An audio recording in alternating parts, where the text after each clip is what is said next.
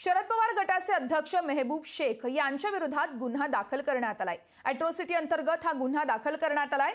तर marine drive police ठाण्यात एका व्यक्तीकडून तक्रार दाखल करण्यात आली होती आणि त्या अनुषंगानेच हा गुन्हा दाखल करण्यात आलाय। तर शाब्दिक वादावादी दरम्यान मारहाण केल्याचा आरोप त्यांच्यावरती आहे। दुपारी 1 वाजल्यापासून त्यांची चौकशी केली जाते आणि 9 वाजता त्यांची चौकशी संपल्याची माहिती आहे। शाब्दिक वादावादीवरून हा मारहाण झाल्याचा आरोप त्यांच्यावरती करण्यात आलाय। दुपारी 1 वाजल्यापासून त्यांची चौकशी केली जात होती, तर 9 वाजता अर्थातच थोड्या वेळापूर्वीच त्यांची चौकशी संपली आहे।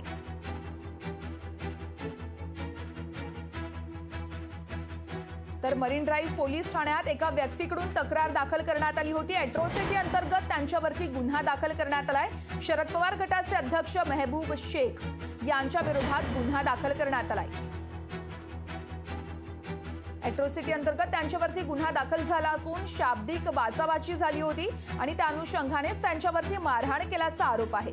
तर त्या अनुषंगाने मरीन ड्राईव्ह पोलीस ठाण्यात एका व्यक्तीकडून तक्रार दाखल करण्यात आली आहे। दुपारी 1 वाजल्यापासून त्यांची चौकशी सुरू होती, काही वेळापूर्वीच त्यांची चौकशी संपली आहे। अधिकची माहिती जाणून घेऊयात। आमचे प्रतिनिधी चेतन ननावरे आपल्यासोबत फोन लाईनवरून जोडले जात आहेत। चेतन, आपण बघतोय मेहबूब शेख यांची 1 वाजल्यापासून चौकशी सुरू होती, आता काही वेळांपूर्वी चौकशी संपली, नेमकी काय प्रकरण आहे?